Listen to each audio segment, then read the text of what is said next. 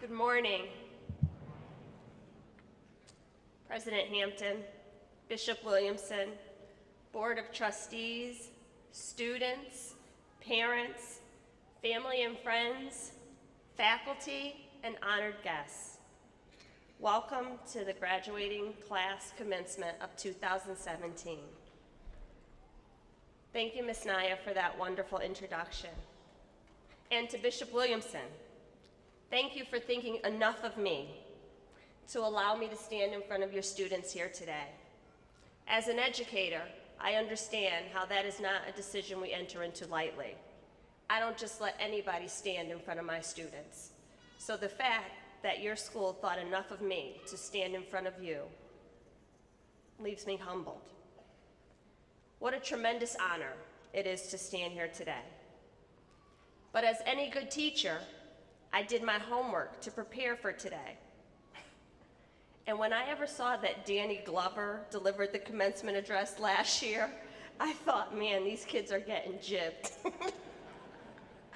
And in a twist of cruel irony, as I'm watching him deliver his commencement speech online, I hear in the background, "What's in your wallet?"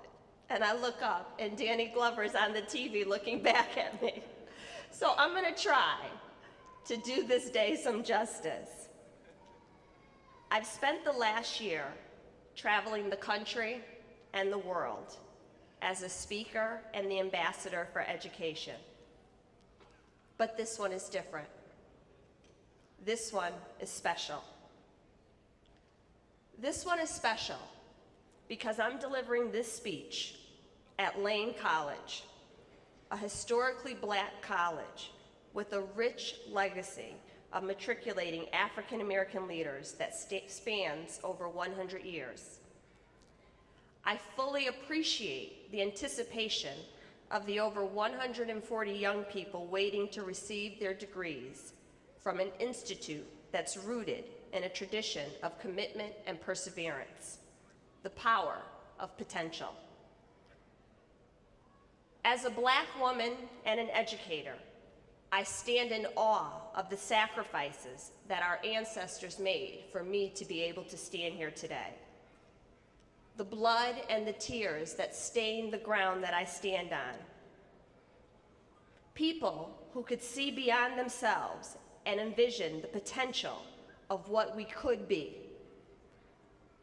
When I think back to 1954, to the Brown versus Board of Education decision, and the hard choices that those parents had to make as they demanded that their children have equitable access to education, I asked myself, could I have done that? Or more importantly, would I have done that? Would I have done what Melba Patila Beals did and the Little Rock Nine when they integrated Central High School? Could I have faced an angry mob day after day with the weight of my family being ostracized in the community lingering in the back of my mind? As a parent, would I have done what Aben and Lucille Bridges did when they sent little Ruby to school every day, accompanied by U.S. Marshals? Or those 13 little first graders who integrated Memphis schools? I can only imagine how terrified those babies must have been. Could any of you have done that? As much as I would like to answer yes to all of those statements, I just don't know.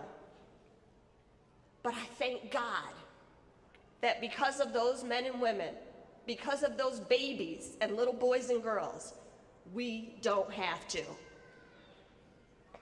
So I stand here today at a celebration of graduates who have completed this part of your academic journey, and the significance of all of those things is not lost on me.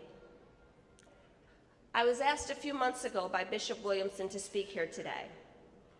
As I travel and speak, I have many opportunities to share in many different academic settings, but very few opportunities to speak of the blessing that God has placed on my life.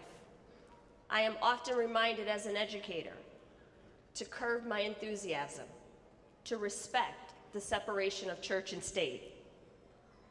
My faith is inextricably connected to everything that I do and everything that I am.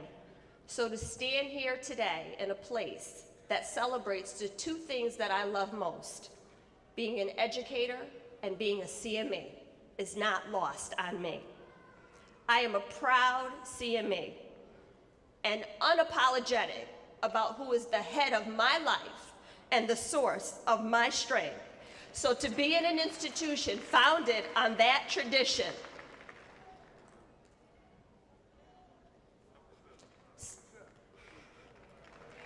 Jesus. I say all that to say that the significance of this day is not lost on me.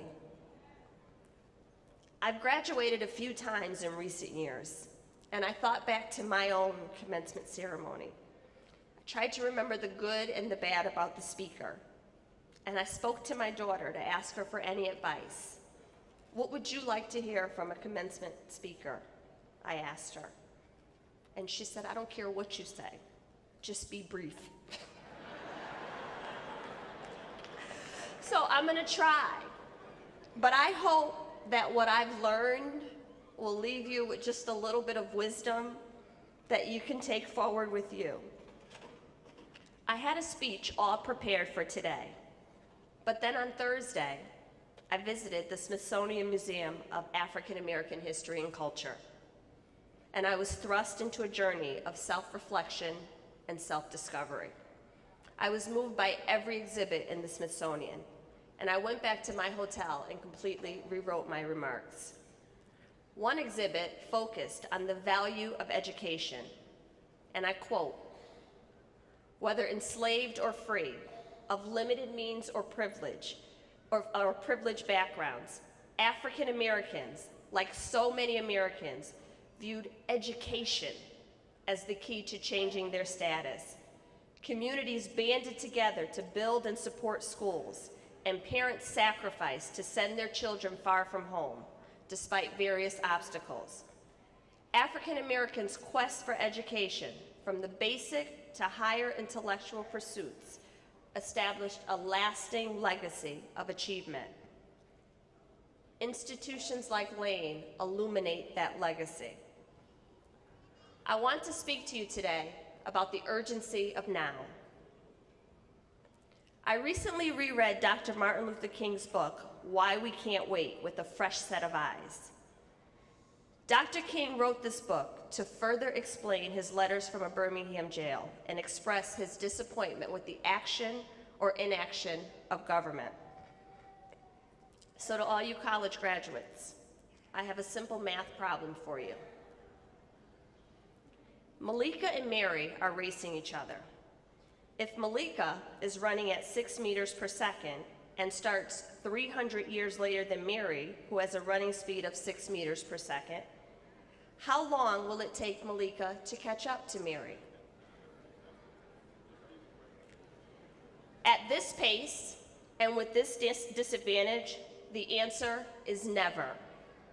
Martin Luther King gives this analogy in his book, and he states, if a man is entering the starting line of a race, 300 years behind another man, you would have to perform some impossible feat in order to catch up with this fellow runner. Well, Laneites, this ceremony, your completion of a degree, qualifies as one of those impossible feats. Everything in our inherited history of slavery, segregation, prolonged injustice says that you should not be here today, says that you don't belong here today. But you are closing that gap. You are running this race. You are taking your place in history. Today you stand and deconstruct the notion that we are bound by our history, and like Dr. King, we cannot wait for others to take action on our behalf. There is an urgency of now. This year has been incredibly humbling for me. I wasn't ready to be used in this way. I am living in my now. You've all heard the term, it takes a village. I am the poster child for that statement. Sometimes we falsely assume that children receive all of the tools to shape their moral character at home, and they come to school or into the world ready to learn and use those skills. I was raised by my whole generation, so I understand how complex this idea is. My mother was an amazing mother until the point she wasn't, until drugs stole her from me. But even then, I never wanted or needed for anything because my community just stepped up. I had 2 grandmothers, aunts, uncles, cousins, neighbors, friends, an entire network of people who believed in me.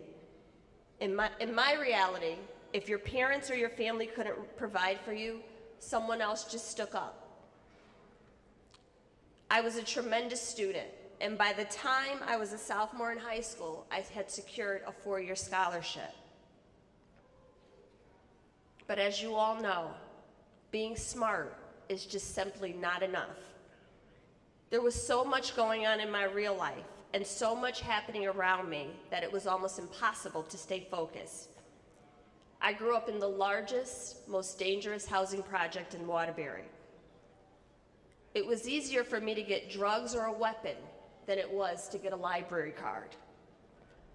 I remember showing up at the library trying to get a card. They wanted a light bill. They wanted a parent with me. They wanted someone to sign for me. And I just stood there saying, I just want to read. Kids need books as early and as often as possible. And there were so many distractions in my community that it became overwhelming. I got pregnant in high school, and the life that I had planned for myself suddenly disappeared. It was downhill from there. I was stuck in the projects. No one in my family had ever gone to college, and I had succeeded in not breaking that family tradition.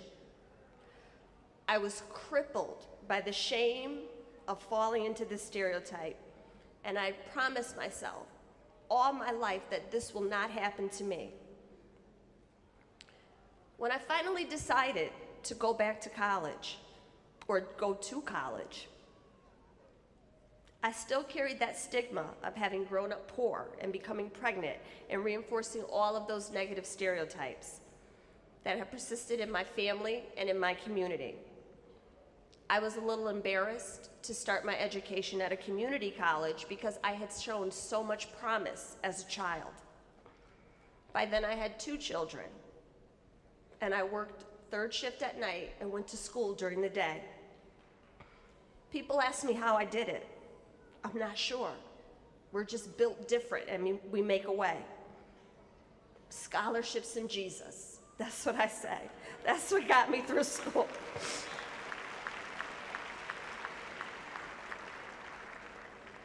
When I transferred to a 4-year university, I was self-conscious about being older than all of my peers. I had to work twice as hard, or, like Malika, run twice as fast, because my foundation was not as solid as my classmates, and I had started the race much later. There were many sleepless nights. When I attended graduate school, I was the only African American in my program. So you don't know how much pride it gives me to look out and see all of your pretty brown faces looking back at me.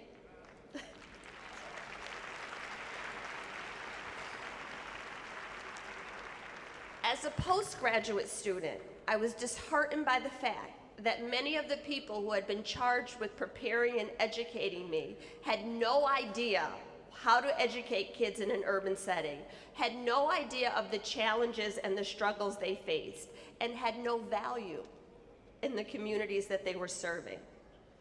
I carry all of these experiences with me, but today I stand here and I thank God for that struggle. He took me on a circuitous route to get here in order to show me what my students would need when I stood in front of them. I am their voice. As a teacher, I see this same cycle in my students, and I am determined to show them that they have value and they matter. I am determined to show them that they can finish this race no matter when they enter or what circumstances they come from. I'm determined to show my students that they don't always have to be on the receiving end of aid. They can be the givers. I'm determined to engage villages, churches, schools, businesses, families, and any stakeholders so that all of us take a part in educating our children. Because the responsibility for educating young people is not on teachers alone. It's on the village. All of us. I am determined to show my students through my example that they matter, and I care about them and will advocate for them as long as God gives me the ability to do so. I stand here today and I say to you, education saved my life, and I will use it to save the lives of as many young people as I can. Our circumstances do not define us. 300 years of oppression do not define us or dictate our path. Bad decisions or mistakes do not define us. Everything is in God's timing. Every obstacle that I faced in my life was in preparation for this assignment. If you had told me when I was a student, ready to drop out of high school, if you had told me when I showed up for graduation and they told me I couldn't walk across the stage, that I would stand here today as the 2016 National Teacher of the Year, I would never have believed it. But God, my God, I prayed, listen to me, I prayed for increase and impact in my profession. In my little tiny mind, I thought that meant I would be a department head. Maybe the summer school head teacher. In my tiny mind, increase and impact meant that God was going to put me in the vice principal seat in my school. But God, increase and impact to the God that I serve meant putting me at the top of my profession, not just of history teachers or high school teachers, but all teachers in this country. When I got the call from Washington that I would receive this honor, that I was selected as the National Teacher of the Year, I didn't know what to do. So I did what I always do when I don't know what to do. I opened my Bible, and I opened it right to the book of Esther. Book of Esther, you could, if you turn too fast, you can miss it. 4 or 5 pages. My eyes went right to Esther 4 and 14. Perhaps you were chosen for such a time as this. This time, my job, my assignment is to be of service, to use my voice and this platform to open doors and provide equitable access to opportunities, equitable access to education for children, to speak on behalf of kids who can't speak for themselves, to ask the questions for parents who don't know what questions to ask. No matter what family you were born into, or what community you come from, or what obstacles you may or may not have faced, the stigma of who you are and where you come from should not block any dream that you have. I want to use this platform to elevate my profession and advocate for teachers, to give them the support and encouragement they need to take care of our most valuable resources.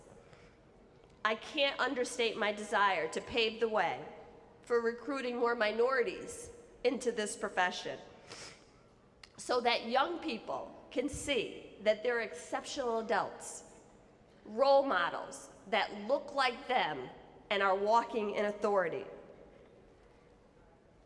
Teaching is my gift. Yours may be different, but the charge is the same. Be of service. Bill Clinton once said, To the students at Sidwell Friends Academy, much has been given to you already, and a lot more is coming your way. You owe it to yourself to give something back, to help to build a society and a world where more people have your chance to live out their dreams. It's all in God's timing. I have learned to just accept God's timing because it is so much better than ours. And to use all the obstacles, failures, and disappointments in my life to help make somebody else's life better. So my advice to you, you have already been given more than you deserve. Just wait to be called into your assignment. If I had to leave you with anything, my message, I guess, is threefold. First of all, embrace failure. I wish someone had told me this earlier. You are gifted with ability and inability. You will not be great at everything. When I finally realized this, it was liberating and has anchored me on my journey. I wasted so much time. Embrace your failures. These words are real and important to me. Enjoy this moment. Party tonight. I'm sorry, I'm at Lane. Party all weekend.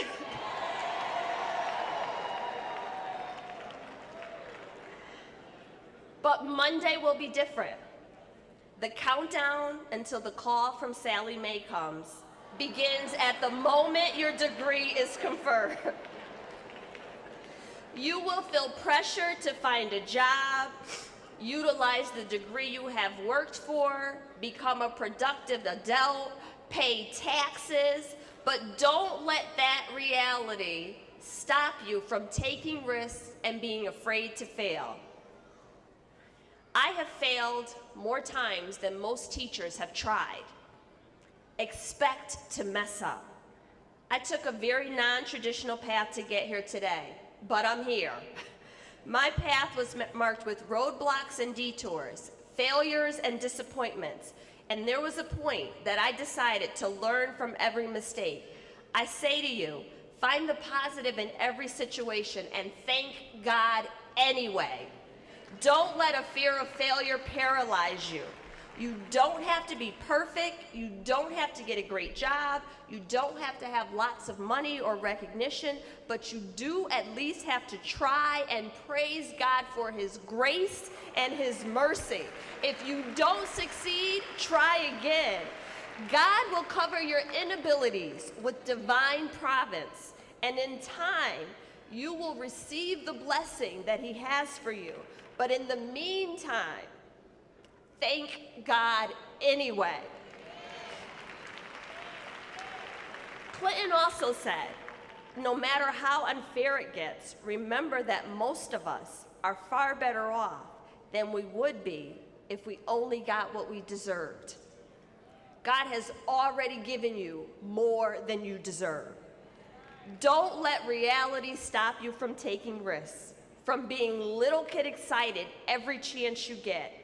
If you ever have the opportunity to introduce the president, well, engage all of your senses and enjoy every moment of the experience. Stand in that space, breathe that air, and confidently know that you belong there. You belong in that house. You deserve to be there. You have the same rights as anybody. Don't be so focused on the product that you forget the process. Embrace it. I succeed because I have failed. Also, be a good and faithful servant. This is another thing I wish someone had taught me very early in my life. Live your life with purpose and responsibility. It's not about looking around you to see what other people are doing. It's about looking in the mirror and figuring out what you can do. The assignment that God has for you is just for you. Stop comparing yourself to other people. You be the change that you wish to see. My gift is teaching, and I use this as a medium for me to be of service. At the point where I saw the value of nurturing empathy, the trajectory of my career changed. For years, I watched students work hard, strive to be the best in the class. Everybody wants to be number one. They're telling me where they rank. And I realized it doesn't matter how good your scores are or what your ranking class is.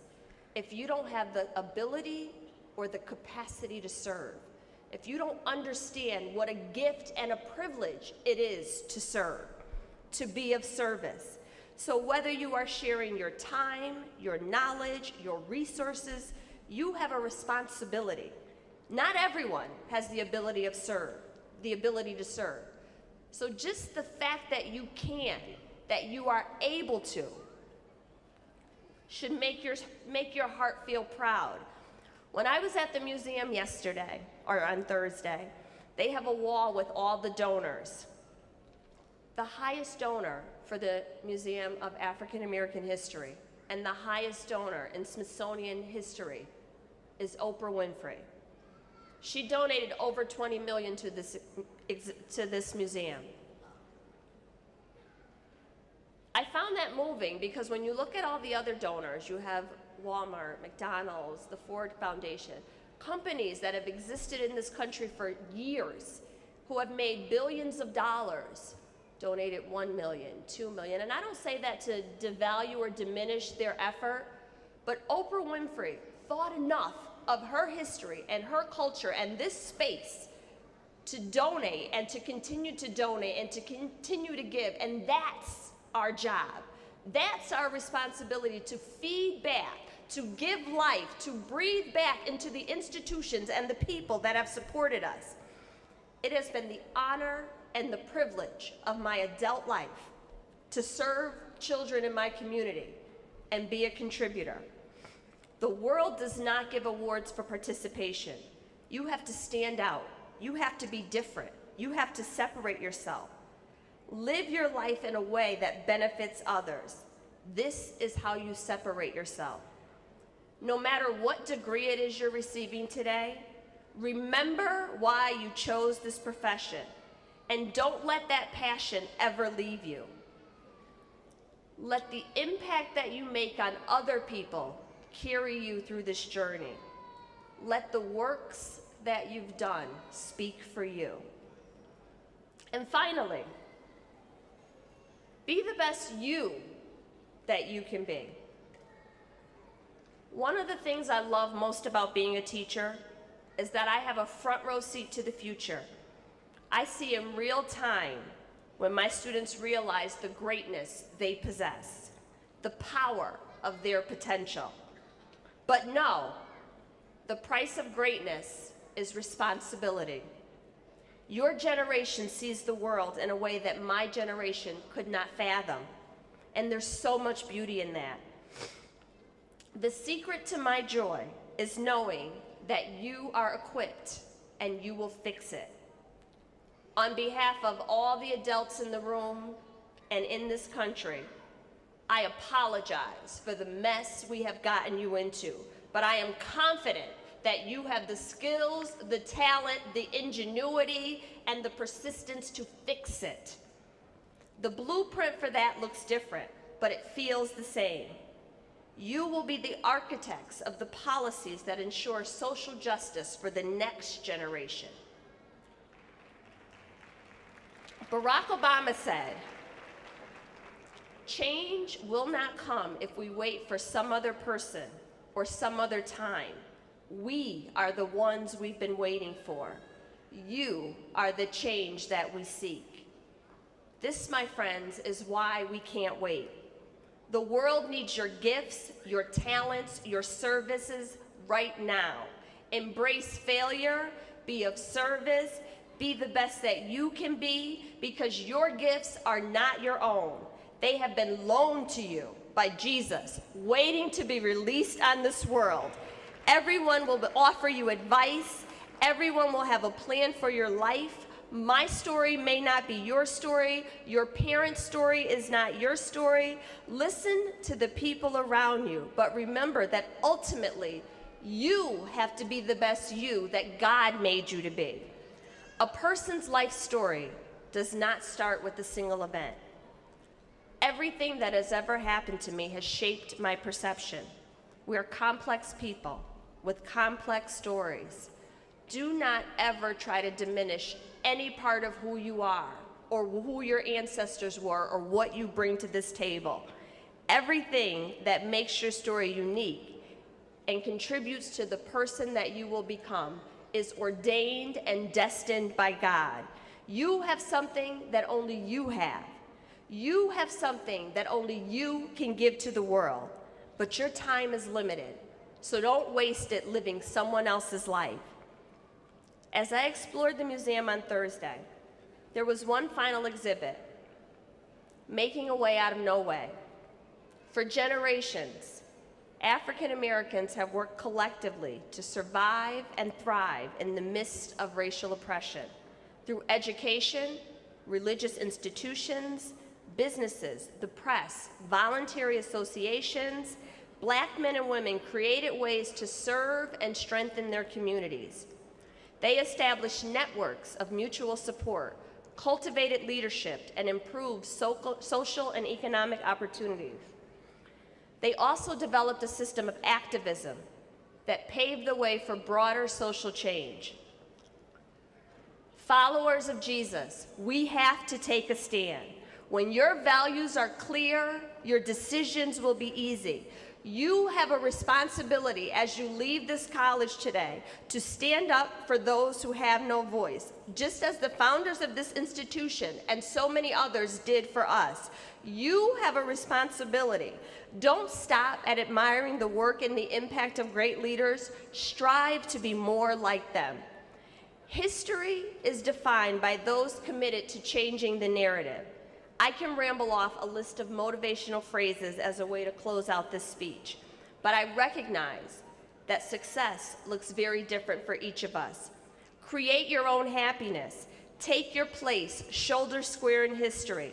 Find a theme song and put it on repeat over and over and over in your head. God has already equipped you with everything you need. Let your voice be heard. Speak up, speak out, make moves. If you're not happy with your job or your situation, find a way to enjoy it or find a new one. If you don't like the way your friend is behaving and it makes you uncomfortable, speak up or find new friends. Life is too short to be draped in somebody else's mess. Nobody can make you feel inferior without your permission. I had to endure so many people passing judgment on me when my story first broke, asking me, are we now promoting teenage parenthood? Are we now celebrating thug life? This is what I read about myself in national newspapers, but I have to tell you, sorry, not sorry. We fall down, but we get up. God put me here. God decided that this is what I would do, so write what you want, say what you want. I stopped reading the blogs. Jesus, listen to me in my very best Nellie B. King voice. If you have a problem with anything I say or anything I do, I suggest you speak to Jesus, because this is not my problem. So I am here to tell you, God has a plan for you. The world is waiting for you. Don't let it ever escape your lips that you are not worthy. You are blessed and highly favored. Your gift is unique and it is different from the person standing right next to you. I am so ambitious that I don't even expect you to be the leaders of tomorrow. I expect you to be the leaders of today, right now. God put you here for a reason. I don't know what I'm supposed to say to you. You are kind, you are smart, you are important, but let me tell you something. You have been chosen by the Master for such a time as this. Thank you.